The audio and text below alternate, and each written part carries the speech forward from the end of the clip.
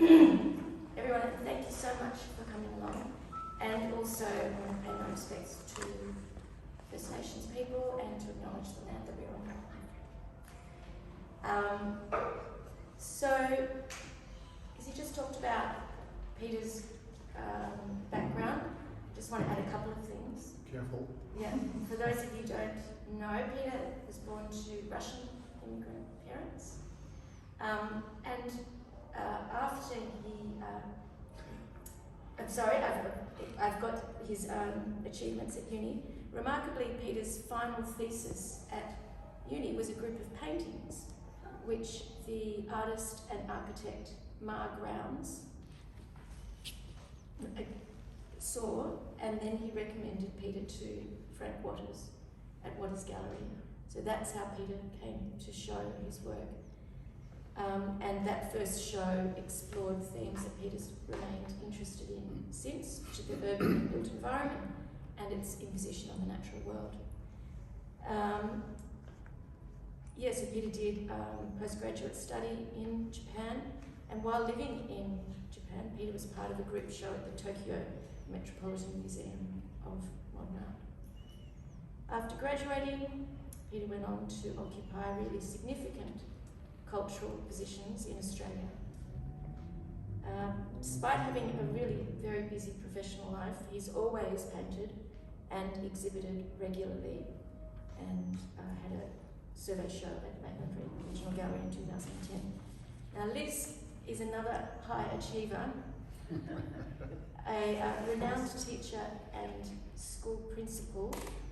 Liz, with her husband Peter, have raised 5 children, and they now have 12 grandchildren. And as a mature age student, did so well at the National Art School, where you were really somebody who combined disciplines, ceramics, performance, drawing. Like you were really at the forefront of that change that's happened now at the school. And apart from being such an interesting artist, on a personal note, Liz is an incredibly wise woman, and we could all, do worse than channel Liz Hogan sometimes. I often think. So we're really fortunate to see both your work here and you're showing together for the first time. Correct. I think there's a beautiful symmetry in showing your work together.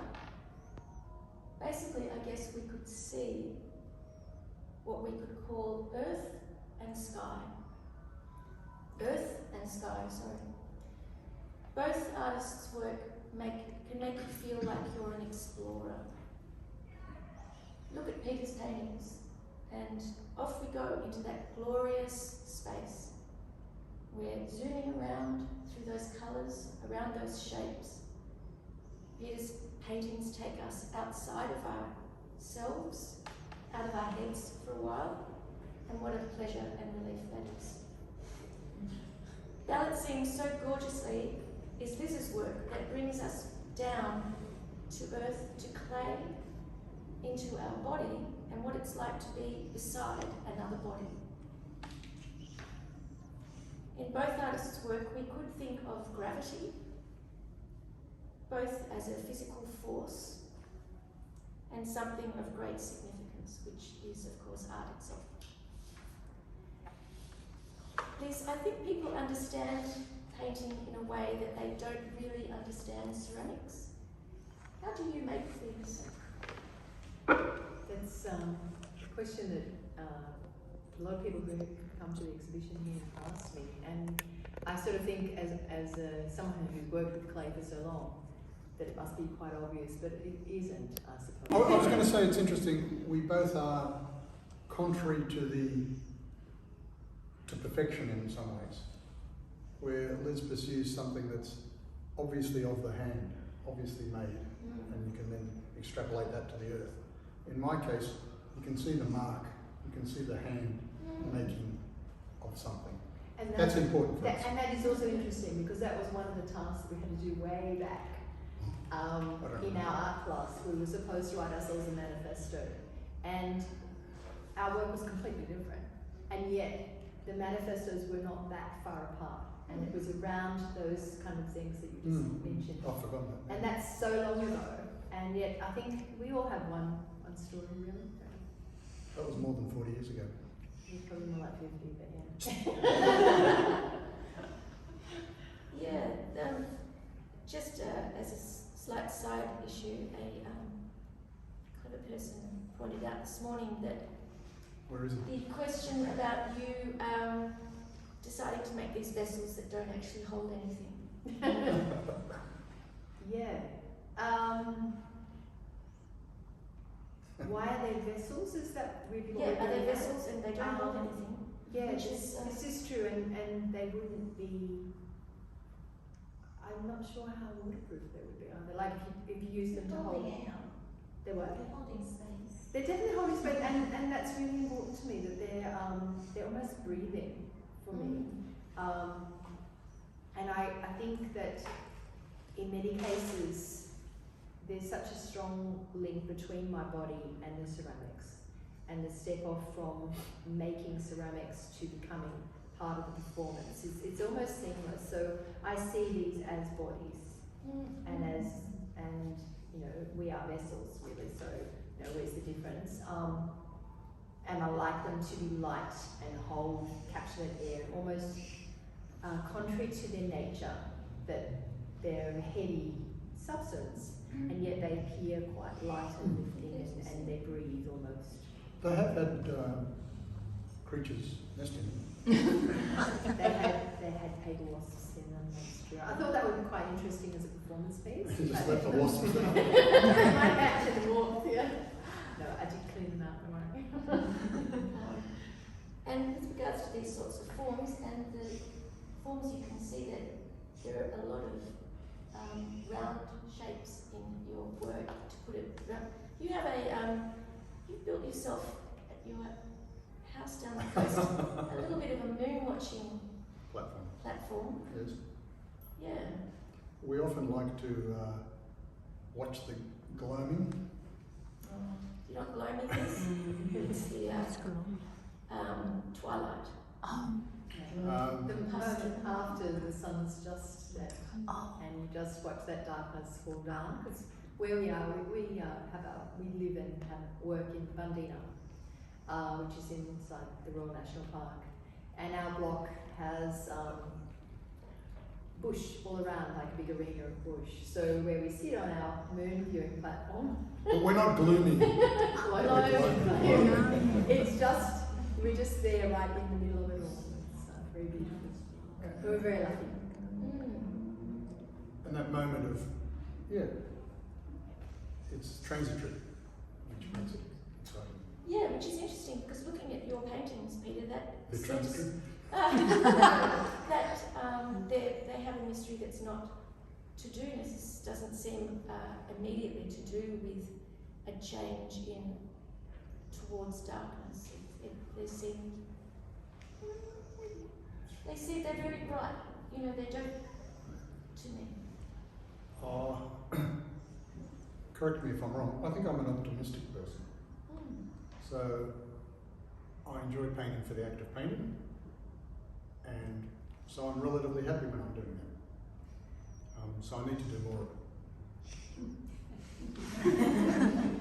Yeah, He can never stop. It's an obsession. it's a need. Yeah, it's like having a scratch stitch, and each stitch of that scratch.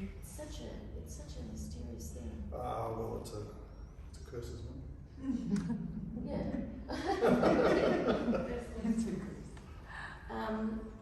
And so I'm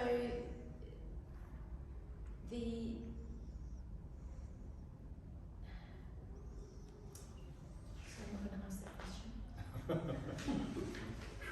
Yeah. That was a hard one. So we did design the house to have a studio together. Oh no, we We've don't work together. recently moved those studios Well, apart. Liz is a very messy worker. She's mud and water and clay. No, she's got a workshop where she does the ceramics bit, and there is still space for her to do cleaner work in the combined studio. Yeah. Careful how you answer this. It's true. So the studio was designed to be it's on Two slightly levels. different level, but open. And I didn't like, Peter didn't complain about the dust or anything, because I'm actually neurotically careful with all of that.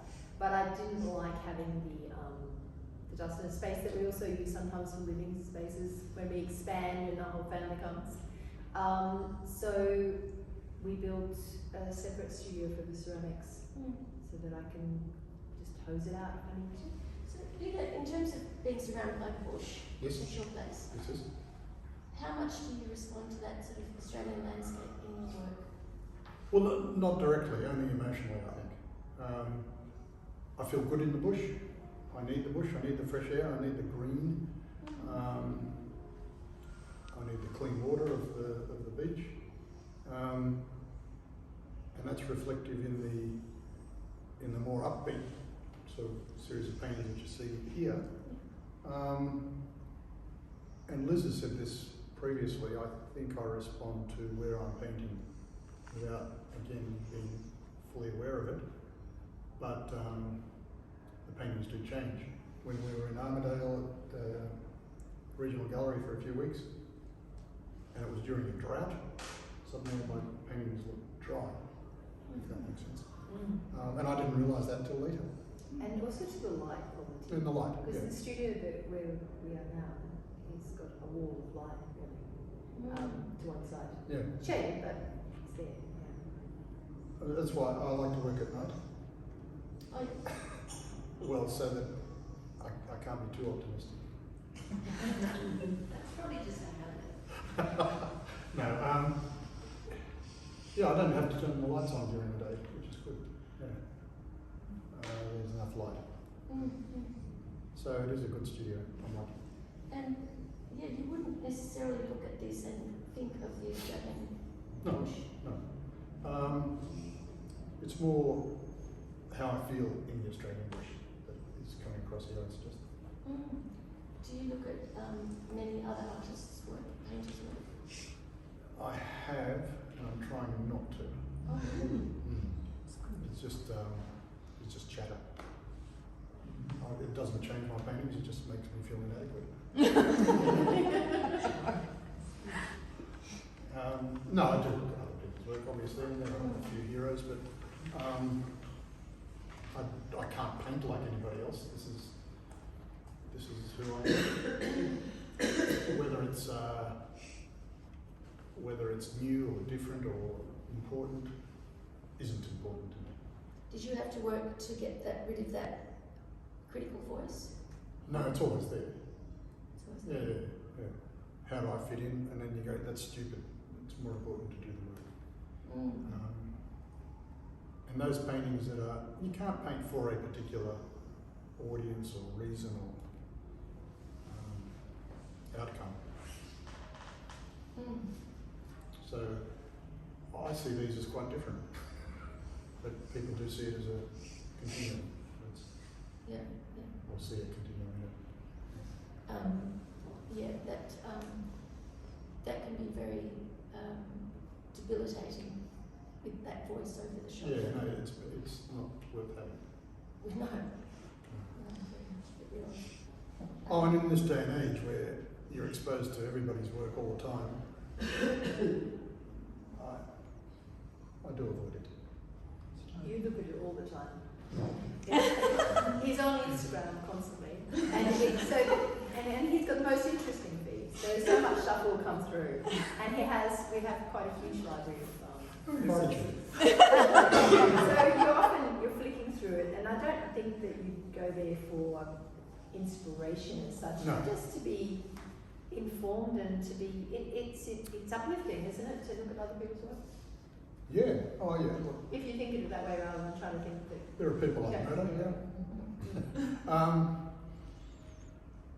I was going to say that it's a continuum. So somewhere in the lineage of painting or making art, there's a little niche or side shoot or appendix, which is what I do. Yeah. But it just keeps changing and evolving. People regress and then repeat. It takes a long time. It's more it's actually more Asian in that way, where people build on what's come before, and their work reflects that lineage, and yet is a step of some sort. I know that Danila Vasiliev used to start in the top left-hand corner of a work for every painting that he did. Yes. Do you have a way of Corner? starting your corner? No. Do you start with a white? Do you paint the canvas white, or do you have a background colour? No. I start with a blank canvas, sure. There are times I'll put a colour down, but rarely. There are times where I'll do something quite gestural, almost calligraphic as I described. Yeah. Or I'll take it into the garden and throw my leftover paint on it. Oh, really? That's rare, and you don't see much of that, but it does happen. You often cover it up, but you're... Yeah, it's a way of breaking that surface. Right. It's not uncommon. I would have thought it was something that you do. It's becoming less common. Something you used to do a lot. Yeah. You can see remnants of it in your work here. In what sense? Oh, yeah. Oh, so bits that... Yeah, Liz, Run. I had to get Liz to help me pick that one up because it's so large. the paint was still running. It takes two of us So to lift it up grab off the corner and carry it inside. and carry it inside as it's running. Oh, I see. So you poured the paint onto the canvas Yeah. and then tip it. Yeah. So then it comes out. I'm very delicate when I tip that. Very. And I That's can tip it back into the bucket. surrendering a lot to chance. Yeah, I like that. Do you? Yeah, but then, again, probably my personality, I want to do more than just leave things to chance. It needs to have me in it. Sure. And that's why other things are then applied. Right. But there's a lot of trust in that. You can always throw it away. Sure, you can always say, well, He's also become very good at directing and at Gibson. I have to say. But there is still. I never get toothpaste on my shoes.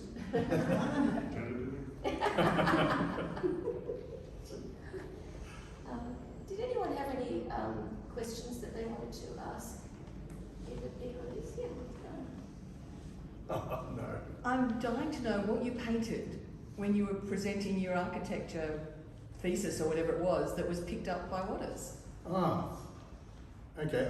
I did a series of drawings out at Homebush Bay when it was still the old Union Carbide factory, and dirty and polluted and horrible, and there was the mangroves and the factory, and they were just simple line drawings which became almost calligraphic, and I painted on big sheets of white paper. No, it was clear paper. It was, How big was it? it'd be 3 meters by 2. Which are very big. And then I then used those images as a catalyst for that, and then it became more and more abstract because I overlaid them. And I just hung it with a piece of timbered top and bottom. It was very simple. They wanted to fail me for my final work. And to the credit of the then dean of the school, he said, no, this is valuable. And Was that Mark Brown's? no, that was Peter Johnson. Peter Johnson ended up being Chancellor of UTS after that.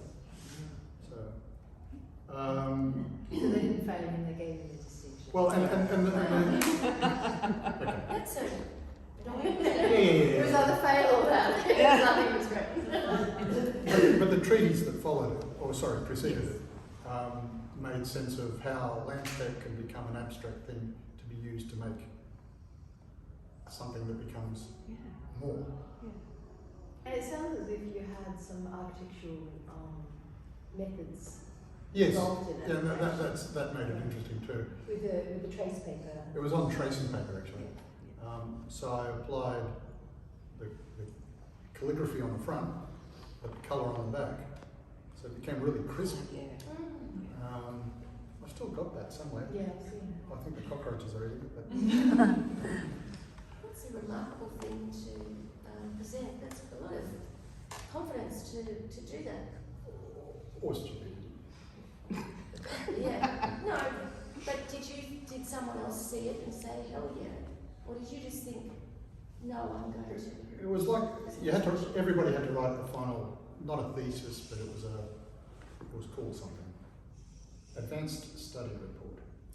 And so this was how understanding place and site and landscape in a way that could be interpreted more broadly and widely and in a different way.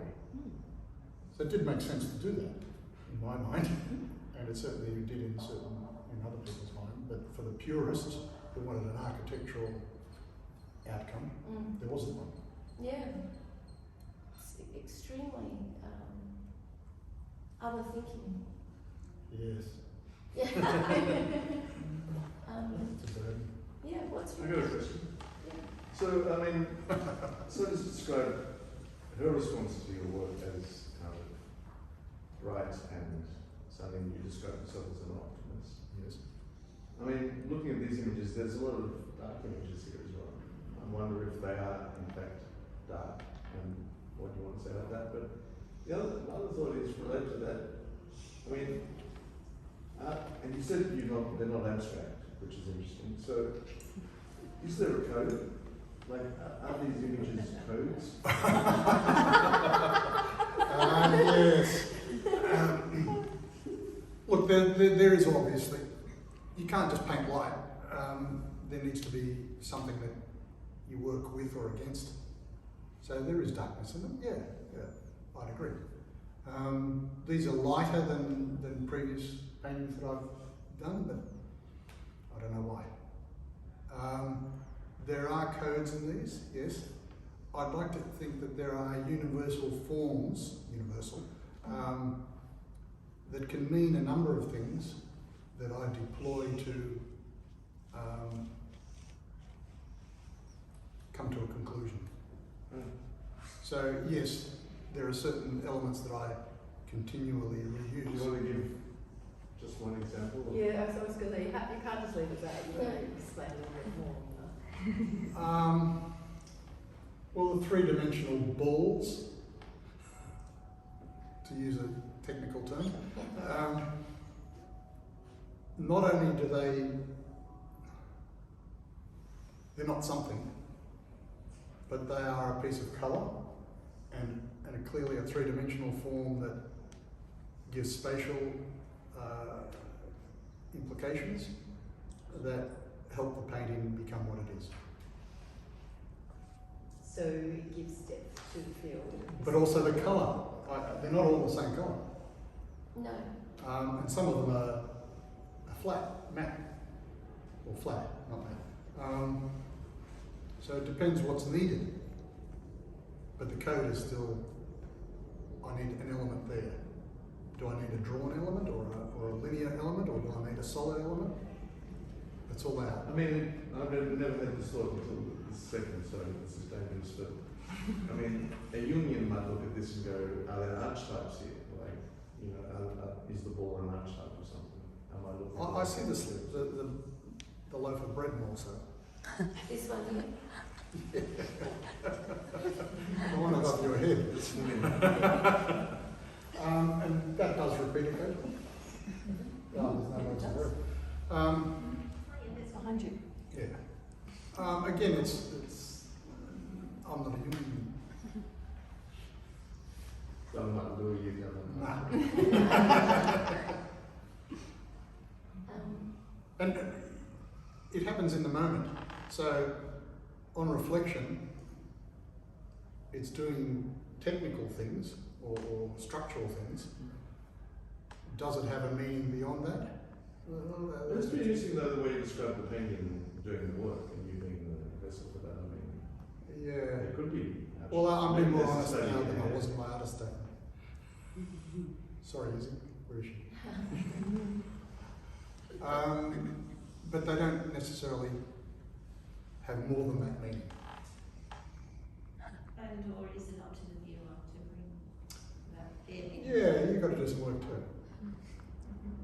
I think that's fair. Do you have something that you want to convey to? Do you have that imperative, or No. is that's No. This is just my language, my inner world oozing out. oozing out? Got a question then. So Oh, how alright. much is your visual language influenced, do you think, by your work in urban planning and aerial views of cities and landscapes? I was hoping at an early stage in my career to bring this sensibility to urban planning. That didn't happen, or hasn't happened, and I think it's almost impossible for it to happen. But I think that's what it needs. It needs to be more generous, more open, more forgiving, more chaotic or haptic or whatever,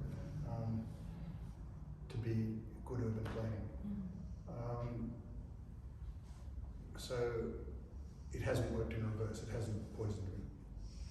The urban planning. But that wasn't quite the question you No, were I know. asking. Yeah, so do you feel that some of the works definitely feel to me they're very spatial, and so it does feel like we're moving around, you know, maybe it's an Yeah, urban but that's not environment, urban. That's- sometimes it's not urban, sometimes it's outside. What is it? I concede that the spatial play comes from my background in that way, but it was interesting that he saw them that way.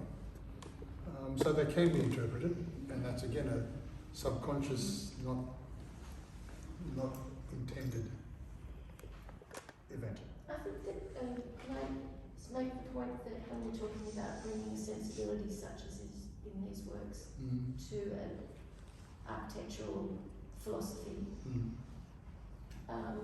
that's really interesting. Looking at all of how the paintings, there are a lot of things inside each painting. There are different types of marks. There are different forms. There's light. There are scratch marks. There are gentle washes. There are more solid areas of colour. And that to me suddenly feels like an inclusiveness. Is that what you're... Well, it's human to be gentle at times, to be forceful at times.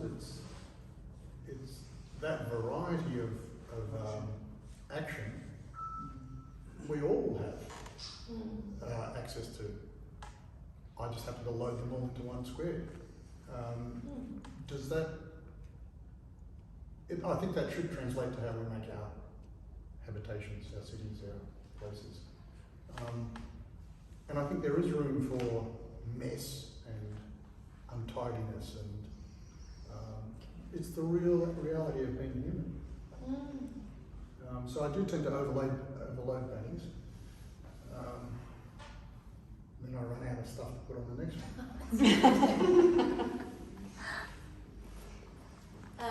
No, I don't. I don't ever run out. No. But I'll use the same. That's two areas of life which are mysteries to a lot of us. Art and urban design. I mean those two. Yeah, control is overrated, and I think I've learned that from painting. And I've tried to bring that to architecture, and was. What do you mean by that? There are people, or it's a profession. It's a group of people who are the opposite of that. They like to be more in control. It's entirely controlled. There's an architect speaking. Right. So from that point of view, there's a conflict there which isn't resolved. And so planners get in the way, and they write rules, and they use law, and you get these very aberrant outcomes which aren't pleasant for anyone. And where's the human in that? Where's the poet? Where's the painter? Where's the musician? Where's the ceramicist? 3 dimensions. Yeah. They don't have a voice. So haunted Wasser and Gardy could not have existed today not here. There's an arm reaching for the sky at the back. Yeah, I've got a question. Uh-oh. A question for Liz. I was wondering, like, going back to art school, what was that? Was there anything that you found to be like jarring, or anything you found to be like inconvenient, like doing art in like the school environment again? Indeed. So my return to art, something I'd always wanted to do was to go to art school. I think from the time of about 8, that was my ambition. So when I was as principal, I ended up taking some long service leave. At that point in time, he got offered the position of state architect in Tasmania. So because I wasn't tied to school, I said, yeah, let's do that. So we headed down there, and there was nothing much for me to do there, really. Just had one child with us, and he was working all day. So I wandered into the open day ceramic studio down there, and basically didn't want to leave. So I studied down there. I was doing I did the diploma in ceramics, but that was all adults working at that level, and that was great. I had a great time. And then when I came back to Sydney,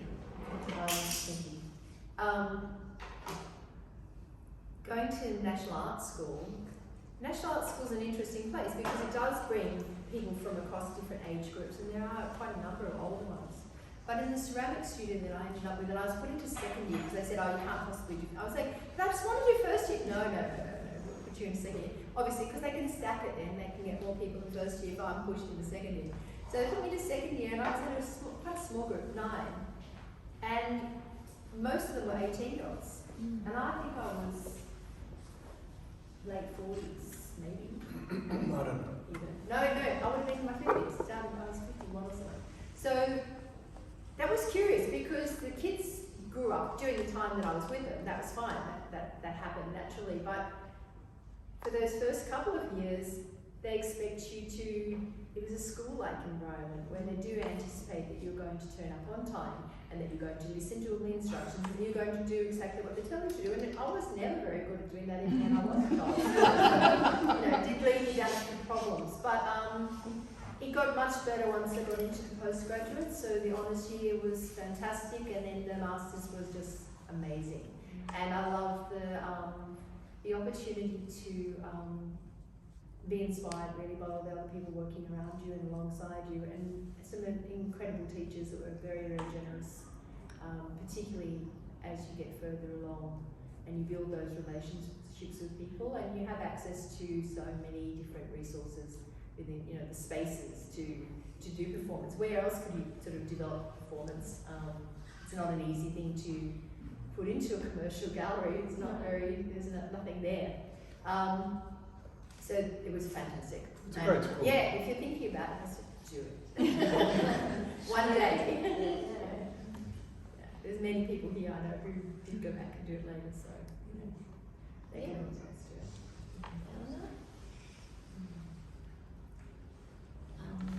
Did anyone else have a question? One more question? Yeah. I want to ask Peter. Before I noticed lots of your forms are solid. Yes. This time there's a little bit of a sort of a concaved space. From your recent work, I can see there is a little bit of emulate of Elizabeth's sculpture or ceramics. Oh, but I don't know. That's what I see it. I wonder if it's subliminally you just for the collaboration you created this. And also there's another, this one. Yes. So you can see that.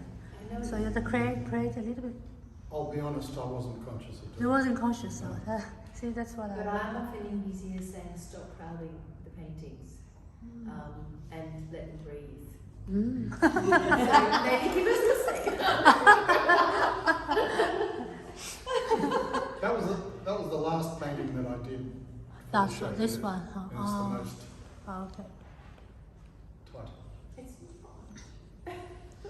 That one seems to me to be going in a bit of a different direction for you. Mm. The monumental form, there Yep. takes up itself a lot of the space, whereas others, picture planes are divided into sections. Yeah, yeah. And this seems to be much more sculptural, with a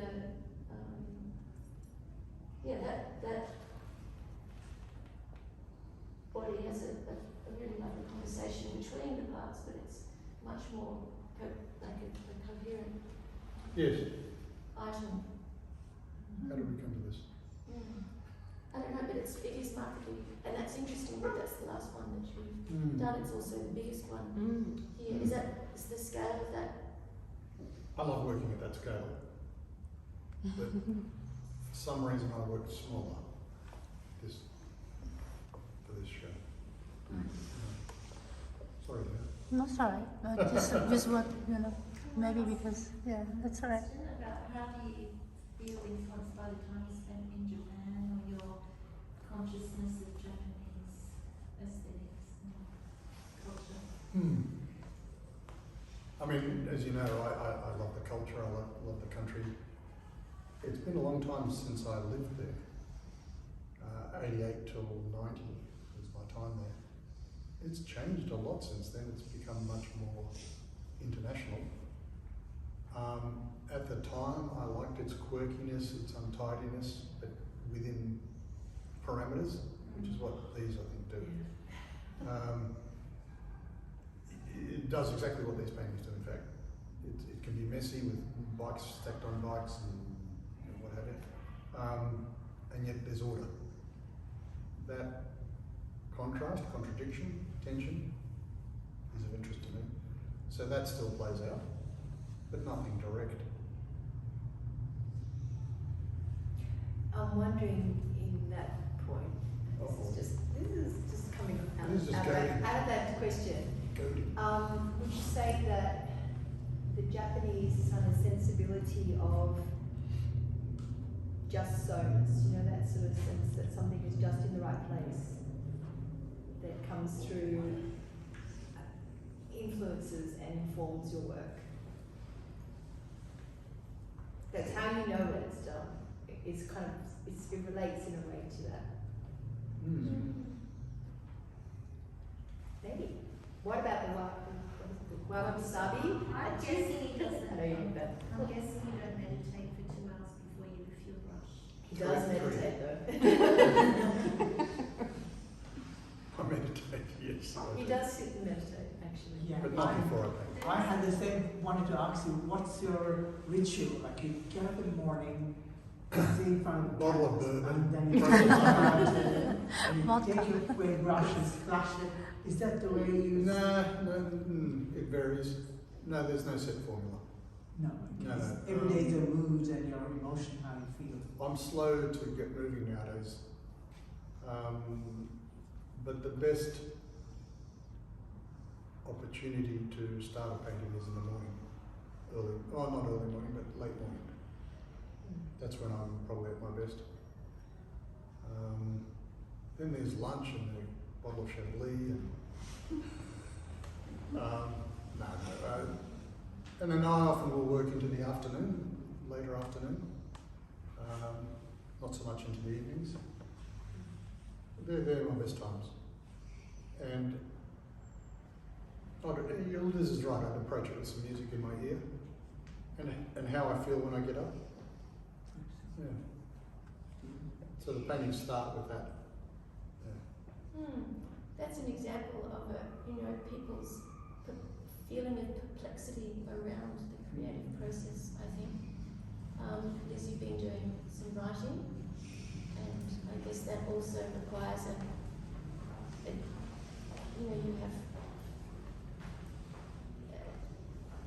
you want to be in a space where you can go into the flow. But I guess you also have to persist when things aren't going right, when a painting's becoming a bit of a bastard. I'm sure there is. There are wrestling matches, Yeah. yes. There are wrestling matches, and there are easy wins. Yeah.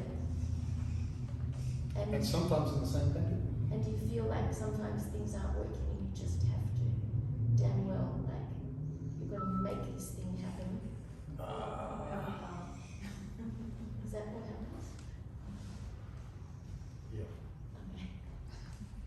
then he'll turn it to the wall or something. Oh, really? Because he won't like it. I don't like to waste canvas or paint, so I'll overwork if I have to. Do you work on more than one at once? Like Yeah, yeah. I did those 4 in a hit. And the others in pairs, usually. Depends on what will fit on the walls. Because they do have great conversation between Yeah, themselves. those 2 are done together. On the only thing Peter didn't mention process here, but he works on mostly on unstretched Unstretched canvas. Yeah. It's just On the wall or yeah, floor? on the wall. Oh, both. Moves around. And the failures get rolled and put in the attic. Oh, you don't just paint over them? No, I do use paint. Yeah, you do. Yeah. I've got to build some myth, but there's an attic somewhere. Can I ask what the writing that you were doing was related to? Oh, I'm working on a novel. Oh, Yeah. exciting. So it's a very different process. It actually driving me back into the studio at the moment because that is just such a joy, and it takes me away from myself. Whereas sitting writing, there's joy in it, but it's often quite hard, and I do find I ritualize the getting into the space because it helps.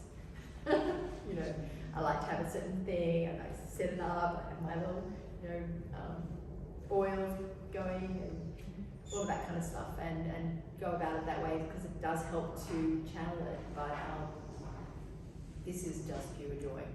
Isn't that a way of separating yourself from over there from the morning or the afternoon and making a transition into another space? Yeah. And also because I write in our bedroom, kind of. So I just want to somehow separate that. It's right down the other end, and it's the most beautiful spot in the house, but that's it's not as easy in a way to. Sometimes I'd like to just build a little cubby house and just put it in the corner. That can be arranged. It's really hard to get down there at the moment. It's a lot of mud. Well, yeah, thank you. Unless anyone has any other questions, thank you for making yourselves vulnerable to this, conversation, and making yourself vulnerable in making this work. Putting it up takes a lot of guts. It's really, no matter what you say about having the confidence, it's still something where you're in a room watching other people look at these things that are dearly intimate expressions of private thoughts and emotions, and it really does take guts to do that, and it's also pretty insane. No, it does take, you are making yourselves very vulnerable doing that, and we are all the better for it.